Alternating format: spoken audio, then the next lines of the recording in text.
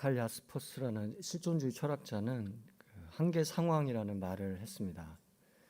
인간이 인간으로 태어난 이상 피할 수 없는 상황을 일컫는 말입니다.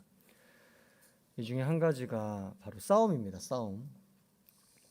인간이 인간으로 태어난 이상 싸움을 피할 수 없다는 말입니다. 인간은 싸우죠. 어제도 싸우셨죠? 오늘도 싸울 거고 내일도 싸울 예정이고요. 인간은 싸우죠.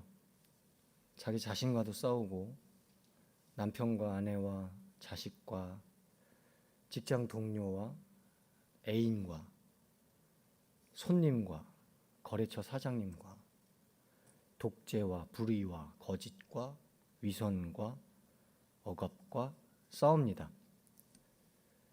이게 인간이죠.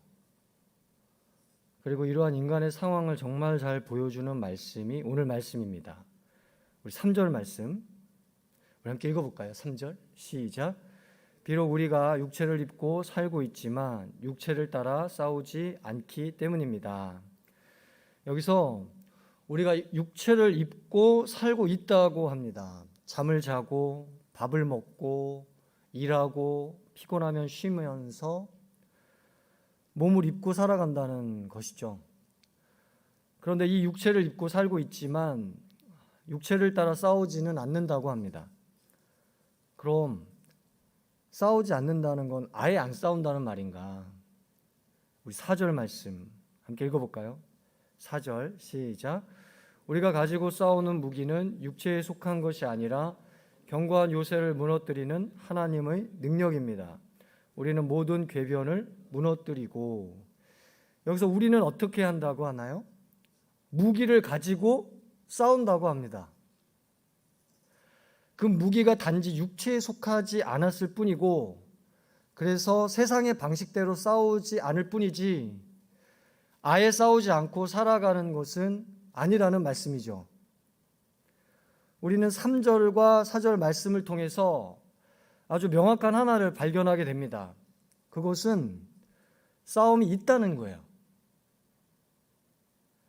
인간으로서 몸을 입고 태어나서 이 땅을 살아가는 동안, 그리고 하나님의 은혜로 예수 그리스도를 믿게 되어서 남은 시간을 구원받고 용서받은 사람으로서 살아가는 동안 싸움이 있다는 겁니다. 이것이 바로 인간이 지닌 한계 상황이며, 바울은 이러한 인간의 상황을 매우 깊이 이해했습니다.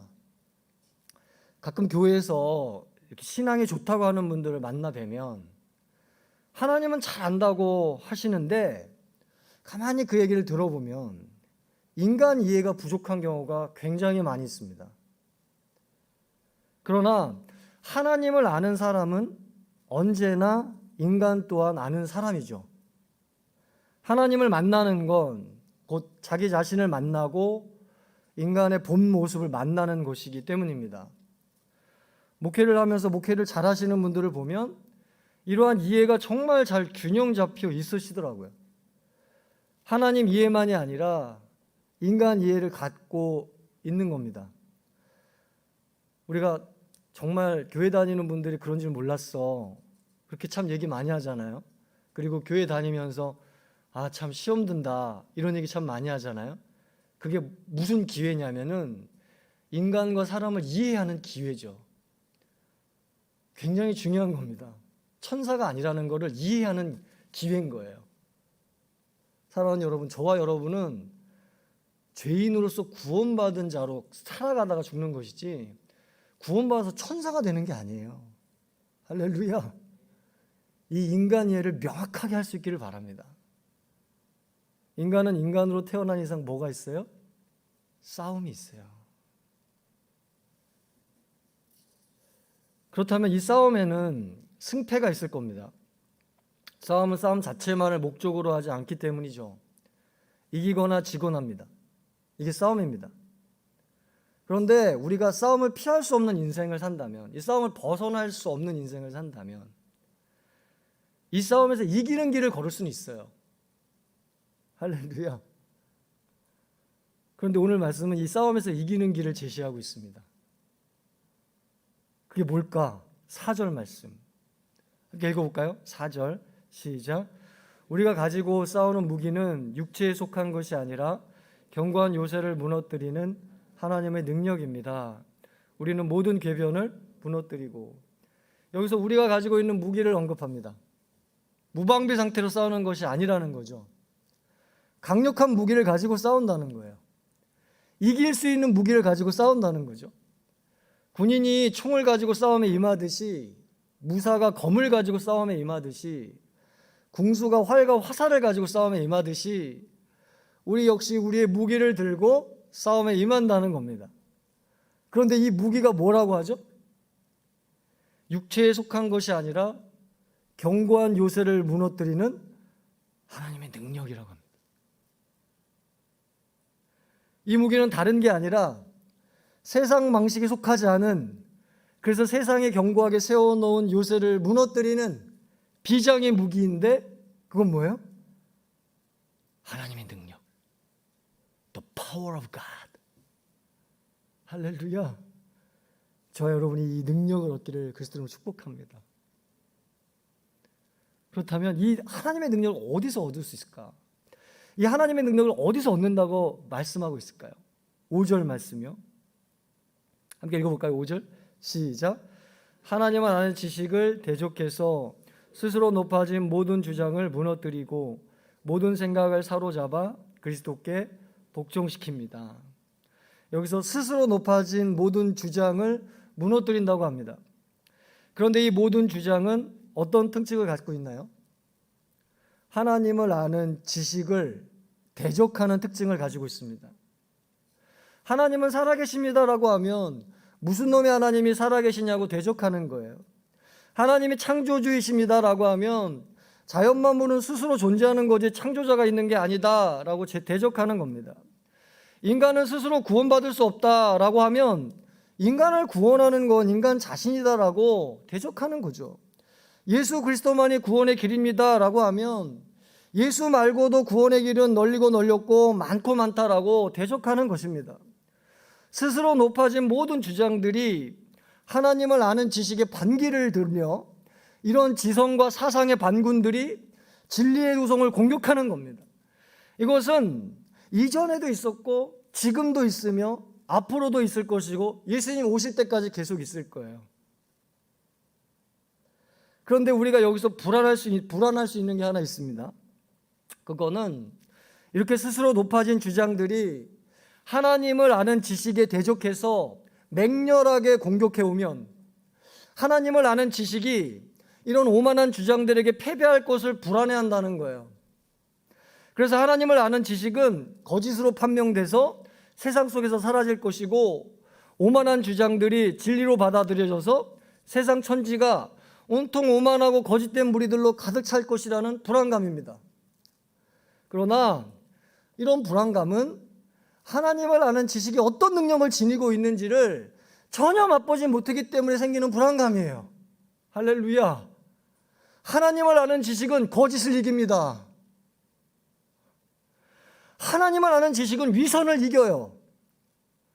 하나님을 아는 지식은 어떤 이데올로기도 이깁니다. 하나님을 아는 지식은 허물을 이겨요. 하나님을 아는 지식은 스스로 높아진 주장들을 이깁니다. 아파트 25층에서 떨어져도 살 수 있다고 여기는 주장은 아파트 25층에 작용하는 중력 법칙을 이길 수 없어요. 하나님을 아는 지식은 중력 법칙입니다. 스스로 높아진 주장들은 중력 법칙에 도전하는 투신이에요. 중력 법칙에 도전해서 투신해 보십시오. 중력 법칙은 투신한 자를 반드시 떨어뜨려 자신의 능력이, 자신이 있다는 것을 보여줄 것입니다. 그러므로 스스로 높아진 주장들은 하나님을 아는 지식에 대적할 뿐이지 승리할 수 없습니다. 이걸 믿으시기 바랍니다. 하나님을 아는 지식은 질 수 없는, 패배할 수 없는 하나님의 능력이기 때문입니다. 하나님을 아는 지식은 이기게 하는 하나님의 능력이고 승리케 하는 하나님의 능력이기 때문입니다. 할렐루야. 이걸 확고하게 믿을 수 있기를 바랍니다. 그렇기 때문에 하나님의 능력을 어디서 얻을 수 있어요? 하나님을 아는 지식에서 얻을 수 있습니다.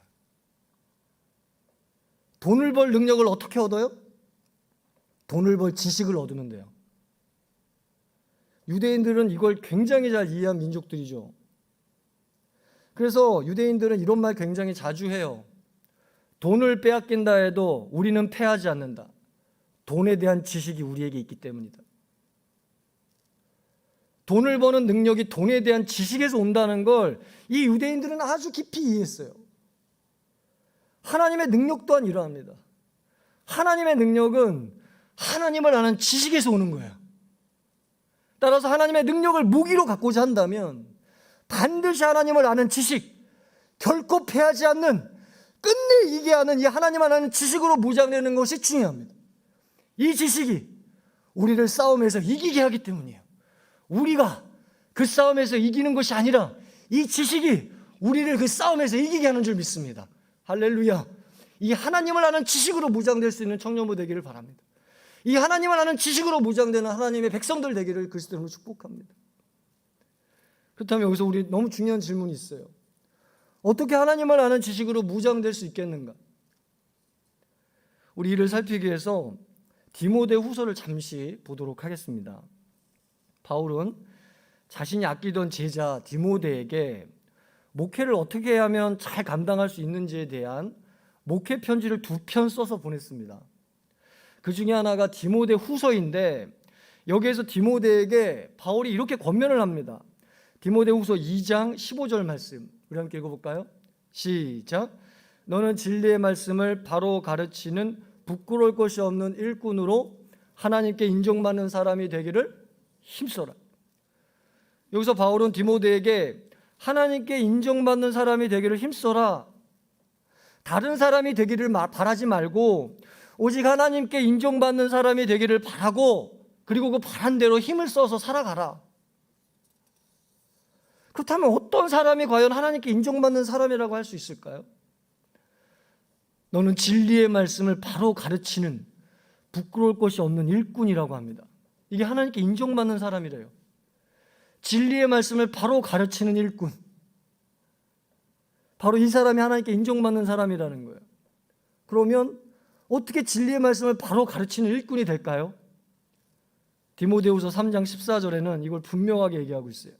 함께 읽어볼까요? 시작. 그러나 너는 배우고 확신한 것 안에 머물러라. 너는 그것을 누구에게서 배웠는지 알고 있다. 여기서 바울은 아주 선명하고 명확하게 말합니다. 너는 배우라.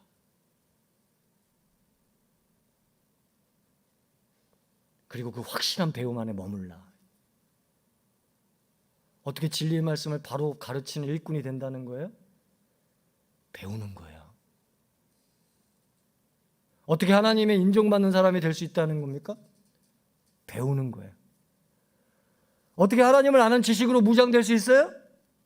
배우는 거예요. 어떻게 스스로 높아진 주장들에게 하나님을 아는 지식이 지닌 능력을 보여줄 수 있어요? 배우는 거예요. 어떻게 이 지식으로 승리할 수 있다는 겁니까?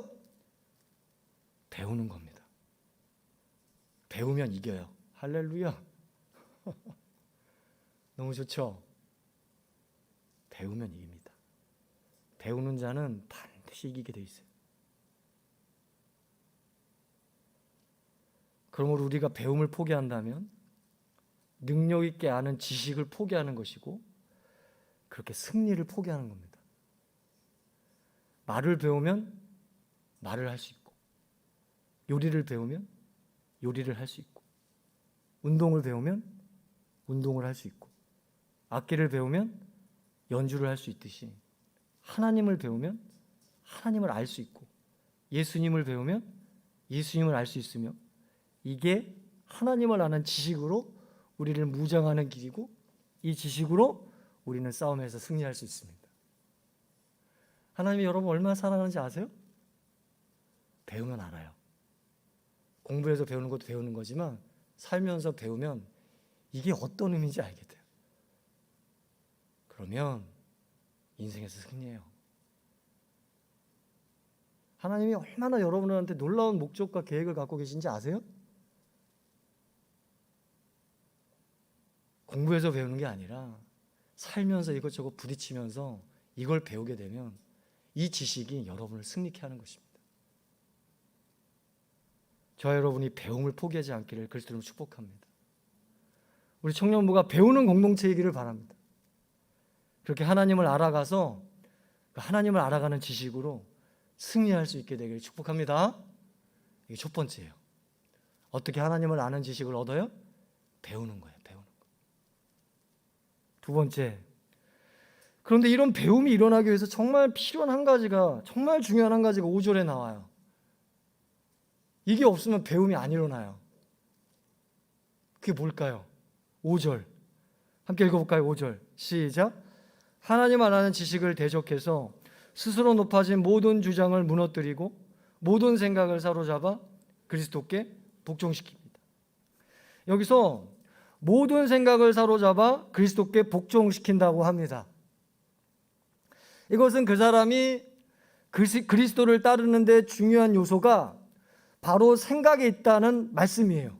바울은 생각에 포커스가 있었어요. 그 생각이 사로잡히지 않으면 그 사람을 사로잡을 수가 없고, 그 사람을 사로잡을 수 없으면 그 사람이 그리스도를 따르게 할 수 없기 때문입니다. 그래서 바울은 모든 생각을 사로잡도록 모든 주장을 무너뜨리는 작업을 먼저 했고, 모든 궤변을 무너뜨리는 작업을 먼저 했으니 이것은 오직 한 가지를 위해서인데, 왜 이 작업을 했냐면, 왜 여기에 이렇게 열심히 했냐면, 내가 이만큼 많이 알고 있다는 걸 나타내기 위함이 아니고, 내가 이렇게 논쟁을 잘한다고 보이기 위함도 아니고, 내가 이렇게 달변가이고 능력 있다는 걸 증명하기 위함이 아니라, 뭐 때문에?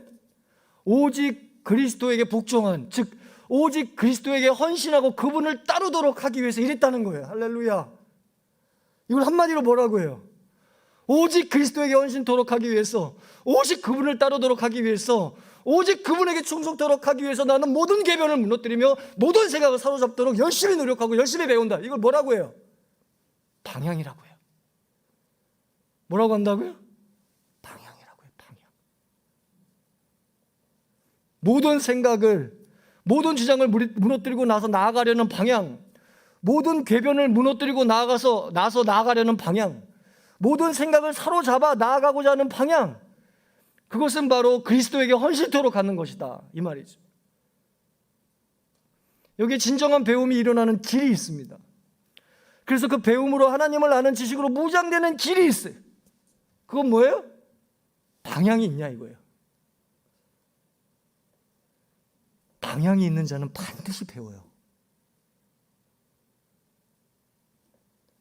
목마른 자가 물을 찾고 물을 마시듯, 배고픈 자가 음식을 찾고 음식을 먹듯이 방향이 있는 자는 배우게 됩니다. 방향은 목마름이에요. 방향은 배고픔이에요. 배우라 해도 방향이 없으면 배우지를 못해요. 배우지 않는 게 아니에요. 배우지 못해요. 그러나 방향이 있게 되면 내가 저기로 가야겠구나라는 마음을 먹게 되면 그때부터 배우기 시작합니다. 무섭게 배우기 시작해요. 그렇게 배우면서 그 방향으로 한 걸음 한 걸음 힘있게 나아가게 됩니다. 저 여러분이 방향 없이 살아가고 있다면 방향이 생기기를 그리스도로 축복합니다. 내가 잘 배워서 예수님을 잘 따를 수 있도록 해야겠다. 내가 잘 배워서 그 사람을 예수님 잘 따를 수 있도록 도와줘야겠다. 이런 인생의 방향, 이런 삶의 방향이 분명하게 생길 수 있기를 그리스도로 축복합니다. 말씀 읽겠습니다. 싸움이 있어요. 인간이 인간으로 태어난 이상 싸움이 있습니다. 절대로 벗어날 수 없어요. 벗어난다고 하는 것 자체가 착각입니다. 그거는 불가능한 얘기예요. 나는 인간이 아니다라고 고백하는 거예요. 싸움은 벗어나는 게 아니라 이기는 거예요. 그럼 이 싸움에서 이기는 길은 뭘까요? 하나님을 아는 지식을 얻는 거예요. 어떻게 하나님 아는 지식을 얻어요? 딱 두 가지. 첫째 뭐예요? 배우라. 그래서 두 번째 뭐죠? 방향을 잡는 향하라요. 우리가 이 배움을 통해서, 그리고 그 배움이 일어나게 하는 방향을 가지고 이 땅의 싸움에서 승리할 수 있기를 축복합니다.